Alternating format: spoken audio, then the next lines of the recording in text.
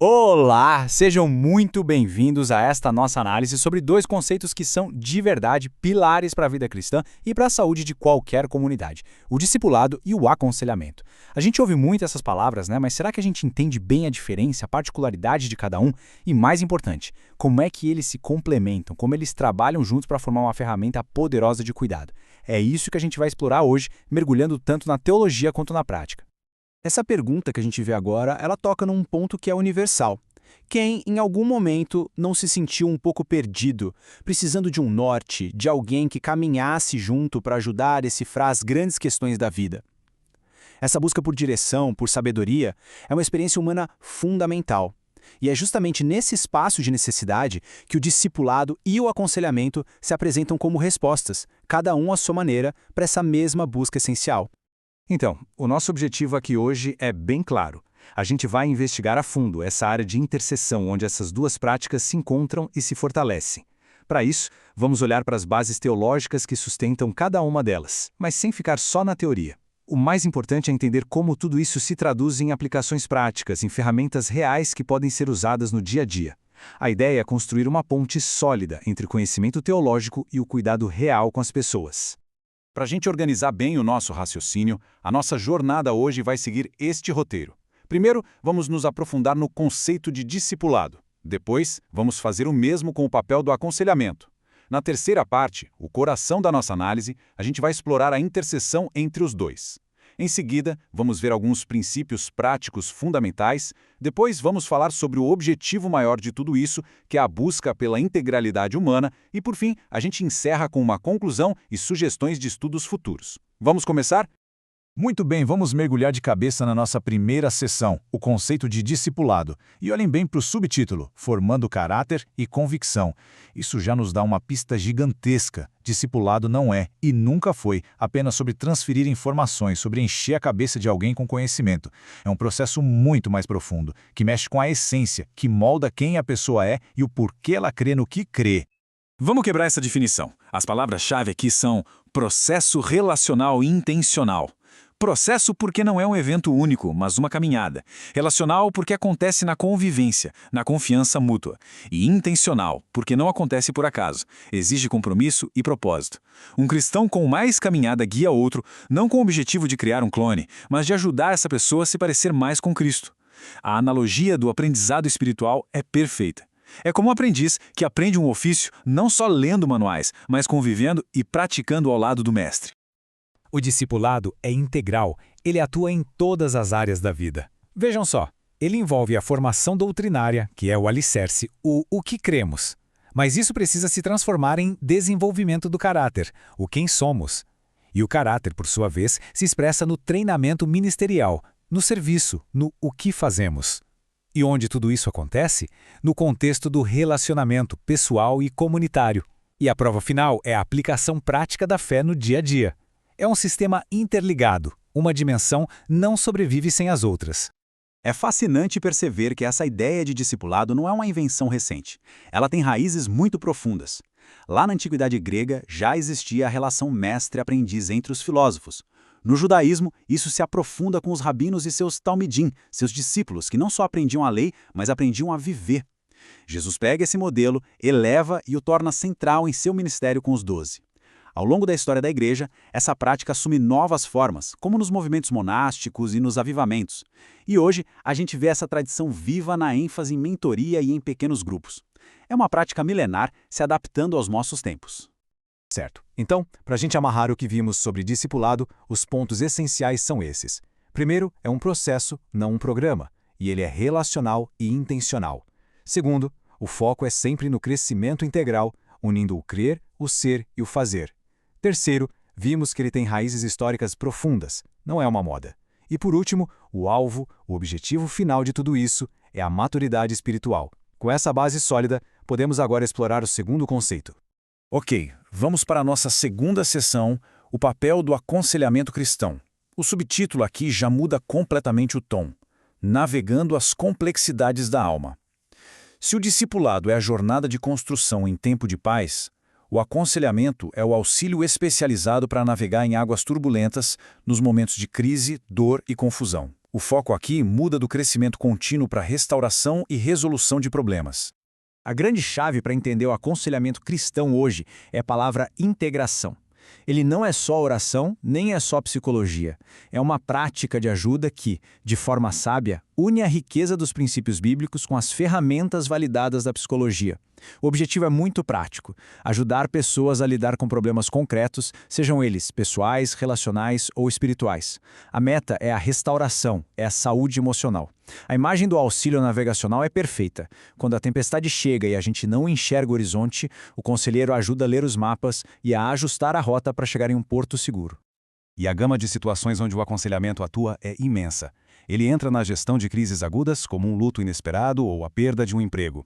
É fundamental para mediar conflitos interpessoais, seja no casamento ou na família. É um espaço seguro e essencial para lidar com questões de saúde mental, como ansiedade e depressão, que são tão presentes hoje. Também é o lugar para processar dúvidas e crises de fé, para lutar contra dependências e comportamentos compulsivos, e até mesmo para buscar orientação vocacional.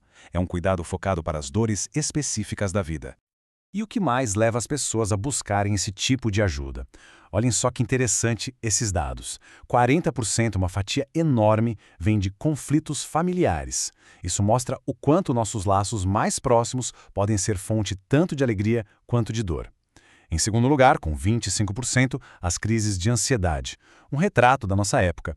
E um dado que chama muita atenção: 15% buscam ajuda para questões ministeriais. Isso quebra o mito do líder que não sofre.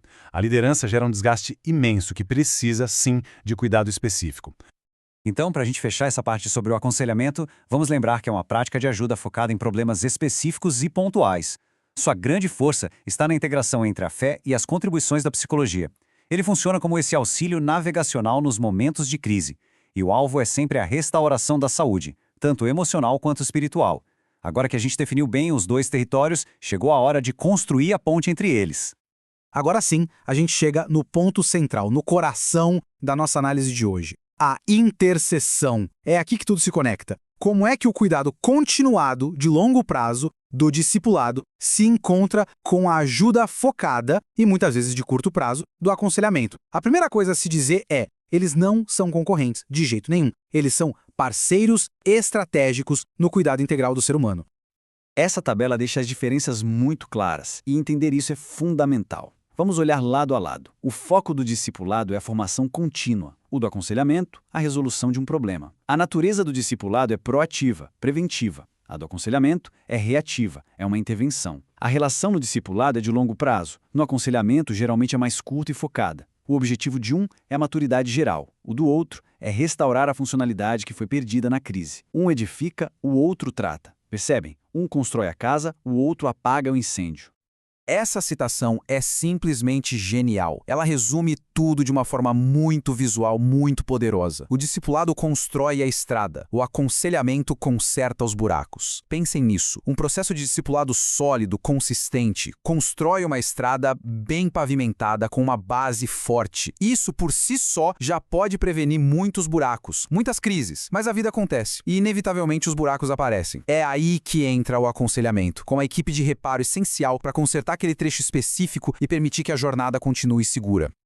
Vamos ver isso na prática, que fica ainda mais claro. Peguem uma crise matrimonial. O papel do discipulado, ao longo dos anos, foi de fortalecer as bases espirituais do casal, ensinar sobre perdão, comunicação. Agora, na crise aguda, o aconselhamento entra com técnicas específicas de mediação de conflitos. Os dois se complementam. No caso de uma dúvida de fé, o discipulado cria um ambiente seguro para perguntar, para crescer. Já o aconselhamento vai ajudar a investigar as raízes mais profundas daquela crise específica. E no esgotamento, o famoso burnout, o discipulado ensina sobre descanso, sobre um ritmo de vida saudável. O aconselhamento vai ajudar a tratar os sintomas e a identificar os gatilhos. É sempre essa dança entre o formativo e o restaurador.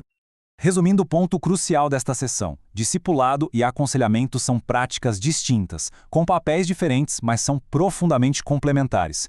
Um é formativo, focado em construir, o outro é restaurador, focado em consertar.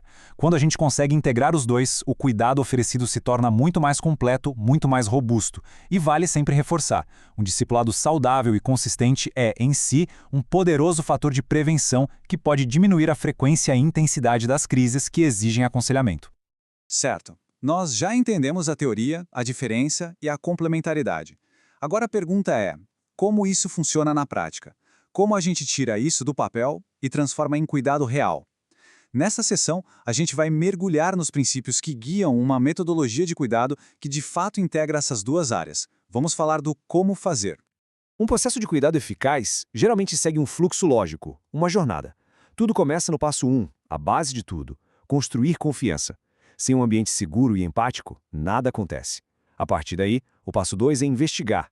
É ir além dos sintomas aparentes para tentar identificar as raízes do problema.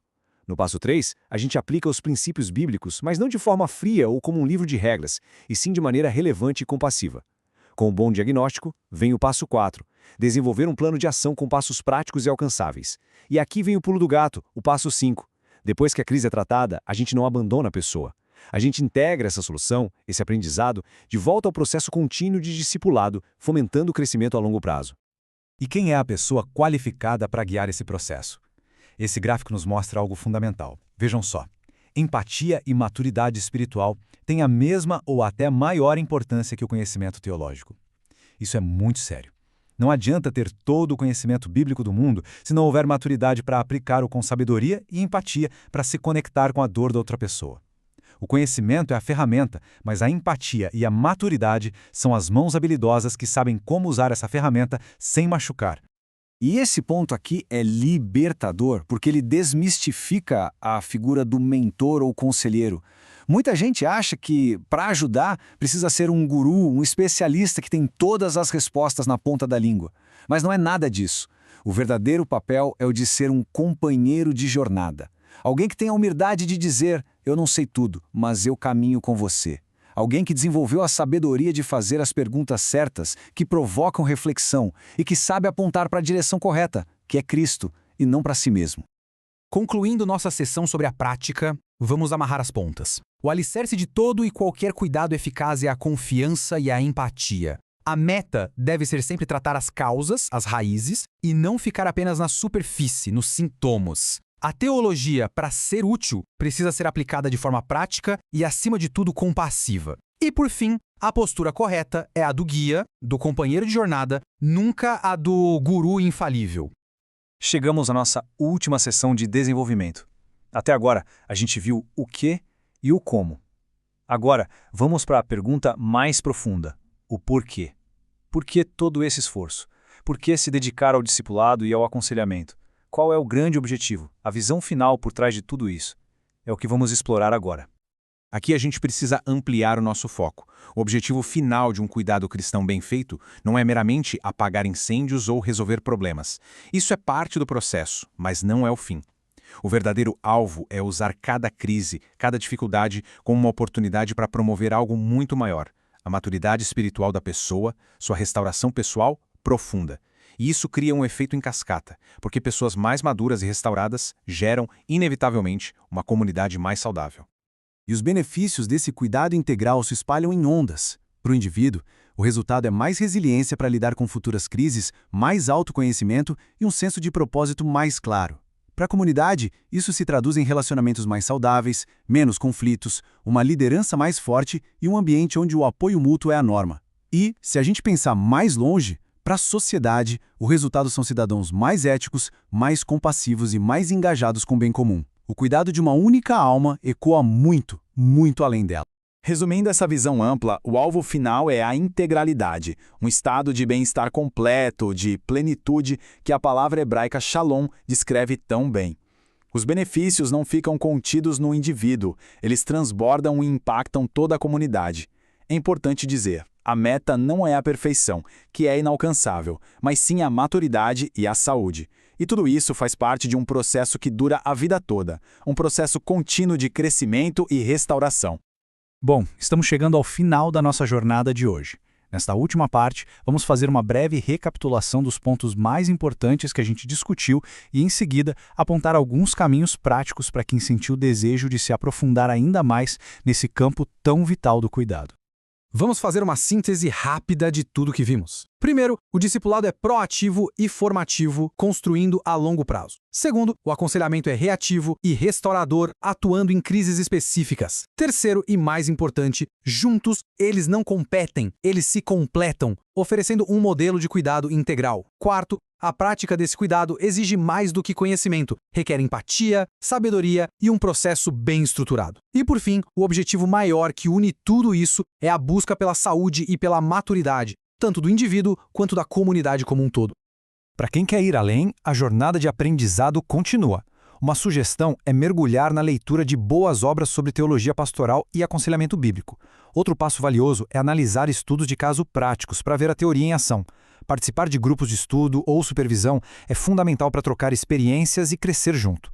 E talvez o mais importante de tudo, conversem com mentores e conselheiros experientes. A sabedoria que vem da prática, das horas de escuta e cuidado é um tesouro insubstituível. E eu gostaria de encerrar não com uma resposta, mas com uma pergunta para a reflexão de cada um. Em um mundo como o nosso, que parece cada vez mais fragmentado, mais individualista, onde a solidão se tornou uma epidemia, qual é o valor real hoje de resgatar esses modelos de mentoria, de cuidado relacional e estruturado? Qual seria o impacto de levarmos a sério o discipulado e o aconselhamento, não só para o nosso bem-estar pessoal, mas para a saúde do nosso tecido social? Eu deixo essa questão no ar. Muito obrigado pela atenção de todos